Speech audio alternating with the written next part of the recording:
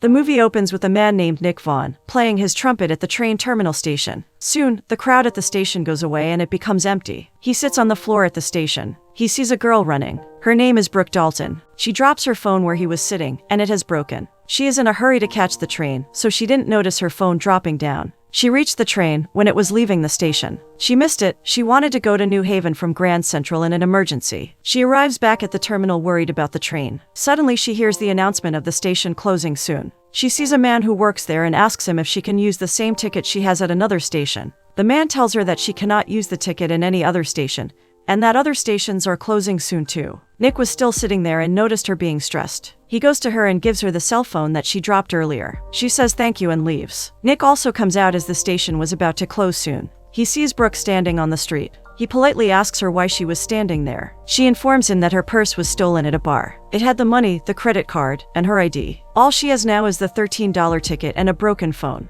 She is helpless. Nick feels sorry for her and offers to help. He questions her about where she was heading to. She tells him that she is going to Boston but missed her train. He goes to a cab driver and asks him to leave Brooke in Boston. She quickly comes and tells the cab driver that she wants to go to New Haven. The cab driver agrees to take her there, but she would only be able to reach by morning. He demands $500, which was too much, and she didn't have money since her purse was stolen. Nick gives him his credit card, but it is declined. The cab driver refuses to take her to New Haven as they didn't have money. Nick tries to call a friend for help, but the phone also dies. Brooke is furious about the situation. She mocks him for having things that do not work. Nick apologizes and replies in a sarcastic tone that he has other things to do, but he was trying to help her. She is enraged and leaves the place. She walks and turns in a street where she sees some thugs strolling on the street. There is no one else there and she feels unsafe walking alone there. Suddenly, Nick arrives and walks with her. The guy goes away without causing any harm to Brooke. She says thanks to him and apologizes for her rude behavior before. He shows his concern and tells her it was fine. He questions if she has any friends in the city. Unfortunately, she does not know anyone in the city and her purse was stolen, so has nowhere to go. Nick questions her if she remembers the name of the bar where her purse got stolen.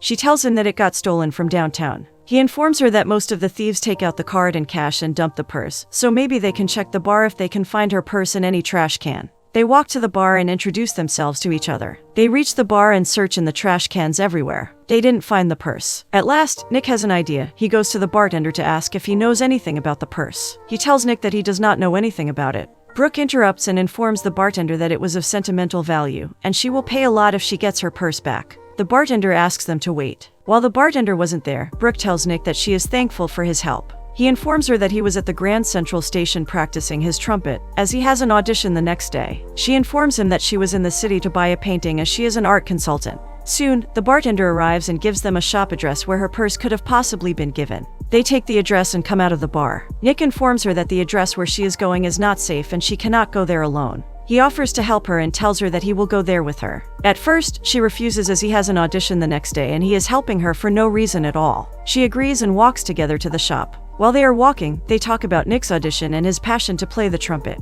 He talks about his inspirations. Brooke tells him that her husband would be delighted and will thank Nick if he gets to know that he was helping her in a very difficult time. She informs him that she is not wearing a wedding ring as her ring is getting fixed in Boston because it broke. They arrive at the shop and Nick asks for her purse details. She tells him that her purse has a child's handwriting written BD, which her stepson wrote. Nick questions why it is BD and not any other letter. She informs him that her name is Brooke Dalton and she lied to him before about her name being Carrie. She excuses that she couldn't tell a stranger everything, so she had to lie. Nick is amazed to hear this. He asks her to wait in a bar near the shop. Nick goes inside the shop, and a man opens the door and asks him about the specifications of the purse. He shows him all the purses they had that were valuable. He checks some of the purses and finds the one that belongs to Brooke. The man tells him that if he wants to take the purse, he has to pay $500. Nick informs him that he has already paid the bartender. On the other hand, Brooke uses the public phone to call her husband. Her husband's name is Michael. He asks her about New York, and she informs him about the painting that she has sold. Her husband tells her that he will arrive home early in the morning,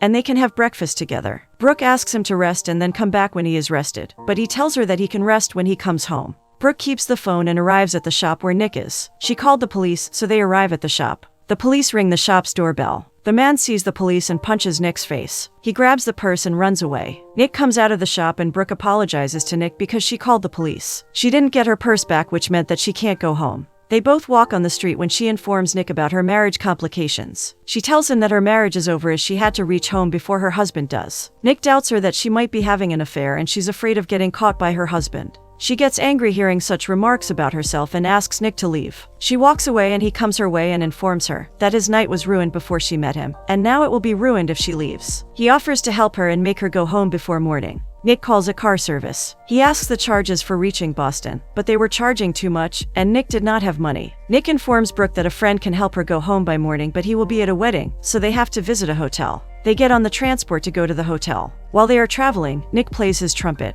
She finds his music fascinating and compliments him. They talk about themselves. Nick says that he has an audition by which he can get selected for the band and he is looking forward to it, while she tells him that she has a brother and a husband who works in finance. She further adds that she met her husband in London and worked there but had no friends. He was already married and had kids. They had a problem, so his wife left with the guy they knew and took the kids, so the last thing he wanted was to be involved with her. Soon, they reach the hotel and enter the place where his friend's wedding was. He looks around but he couldn't find his friend. He sees a board and finds out that he was in the wrong place. All of a sudden, a man spots him and asks about the band that about to perform at the party. Nick tells him that they are stuck in traffic and won't be coming any sooner. He pretends that he is a professional band player, so he offers him that Brooke will sing, and he can play the trumpet. They bargain about their charges and Nick agrees to $500. They perform at the event when all of a sudden, the band arrives and they have to run away without the money. They escape and come to a hotel room. Nick leaves a voicemail to his friend named Danny. He informs him that he has given him the wrong hotel address. He asks for his help and some cash. He also calls the receptionist and pretends to be the room occupant, who wants a car that would go to Boston. Soon, the management of the hotel finds out the truth, and they have to escape. Suddenly, Nick has an idea that they can use a bus because it is cheap.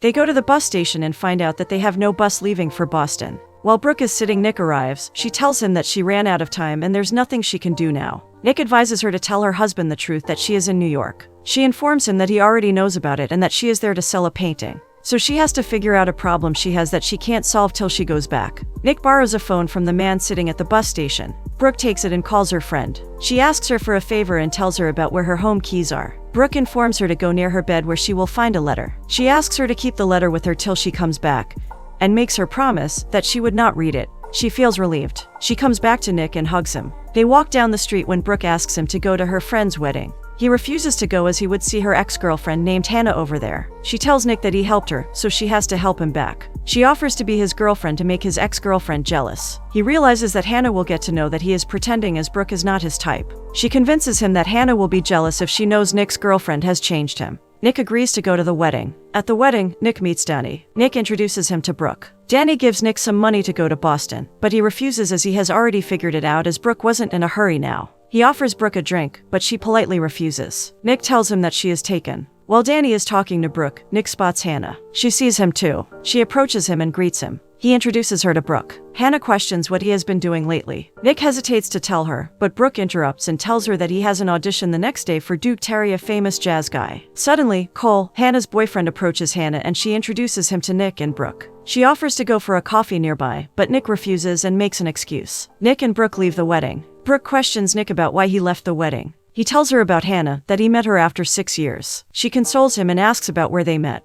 Nick informs her that they met in Georgetown. He was in pre-med but was more interested in music. So, Hannah was the first one to notice it and she encouraged him to continue it further. Hannah got a job in Philly in graphic design. So, one day Nick buys an expensive ring and goes to their apartment. He was excited to propose to her when she thought it was a good time to take a break, so they had to break up. Brooke motivates him to face his fears. She advises him that he must make the right choice and jump on it. Nick understands what Brooke told him and they go back to the wedding. He talks to Hannah while Brooke waits outside sitting on the footpath. Soon, Nick comes outside, and he is furious. He does not talk to Brooke properly. She asks him about what happened. He informs her that Hannah told him it was nice to meet him and invited the three of them for lunch the next day. Brooke assumes that she might have invited her too, but he tells her that she is pregnant. Nick feels terrible and tells her that Hannah was happy to see him giving auditions in front of Duke Terry's judges as she always believed in him. Brooke feels sorry for him and consoles him again. They go for a small walk and talk. Nick informs her that he will go back home the next morning and won't give the audition as he only came to New York because of Hannah. Brooke persuades him to give the audition as she loved his music. While they talk, they see a psychic advisor board.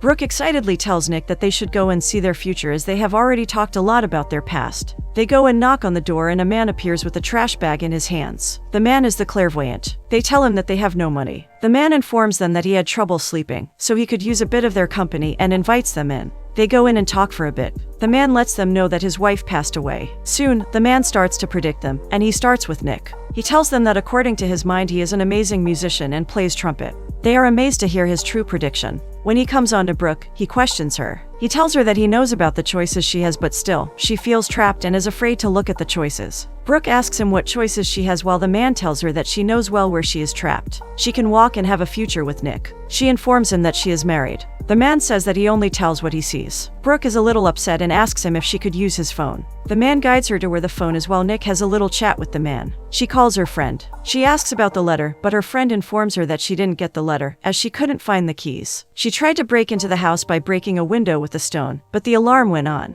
She panicked and ran away. She says sorry to Brooke while she says that it is okay. They leave the clairvoyant place and walk on the road. Brooke has been stressed because of her issue again. Nick tries to cheer her up as he assumes that she might be feeling upset because of what the clairvoyant said. Brooke informs him that she appreciates that he is trying to cheer her up, but she is stuck in a mess and got Nick involved in it. She tells him about Michael, her husband. She lets him know that she has become a mess because her anniversary with Michael was on the 17th of August. She decided to surprise him while he was in Atlanta. She opened his computer to check the schedule of his meeting when an email pops up. She opens an email and gets to know about a girl who is also in Atlanta. Her husband calls her Lynn. She had read the emails repeatedly and gets to know that her husband was cheating on her. The emails were written like someone would write them to their lovers. She tells Nick that her marriage got affected because of this, as she thought everything was a lie and that Michael was just pretending with her, while he was interested in Lynn. Though Michael confessed that he is guilty, but Brooke didn't believe it. Brooke thought maybe he chose her since he confessed to her. 2 days ago, Michael went to Atlanta. Brooke opened the computer and saw an email of Lynn again, which asked if he was free the next night.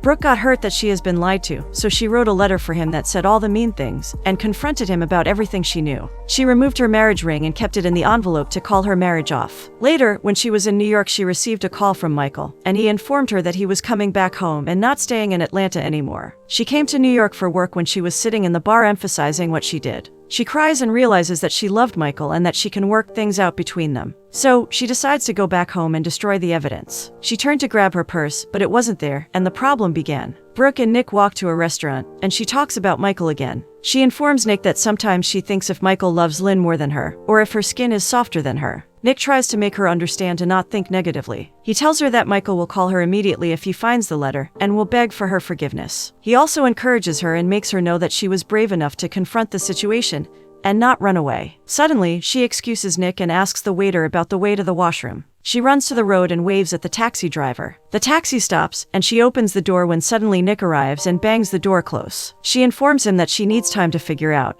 and she is going to stay in London for a while. Nick reminds her that she does not have an ID and she wouldn't be able to do anything alone. While she mocks him that she only met him 4 hours ago, taking advice from a stranger. She mocks him about him quitting med school for music, and later quitting music because of Hannah. She also calls him the biggest loser in New York. There were a couple of hours left till Brooke can get on a train. So, Nick takes her to the hotel room to which Danny gave him access. They enter the room, and she apologizes to him for the things she said to him earlier. She goes to take a shower and changes into a bathing robe. Later, Nick freshens up too. He comes out of the bathroom, and Brooke looks and laughs at him. He steps forward toward her and looks into her eyes. Brooke moves her head closer and kisses him. They both kiss when suddenly she steps back and tells him that she can't do it. He tells her that he has an idea. They both draw each other's faces on a painting frame. While they sit together, she questions him that she thinks they met at Grand Central for a reason. She thinks that they were meant to find each other. She confesses that it was her worst night but also the best at the same time. Nick tells her the secret about why he remained passionate about music over the years after Hannah left him. He wanted her to realize that she wants to try again for him. While Brooke shares that she loves Michael, and a part of her feels that she wants to go back and fix everything, as she does not want to regret it later. The next morning, they go to the train station. When Brooke is going away, he plays a little game of time machine. He picks up the cell phone and pretends to be the future Nick, calling the Nick who is in the past. He advises himself that he is going to meet somebody whom he needs more than she needs him. He advises himself not to ruin what they have by confessing his feelings to her. Just kiss her and tell her goodbye. He expresses his feelings in front of Brooke. Nick moves closer to Brooke and passionately kisses her. She goes away and Nick leaves the station. Brooke is sitting on the train when she pulls out a room service card which she and Nick filled it together. She turns over the card and smiles.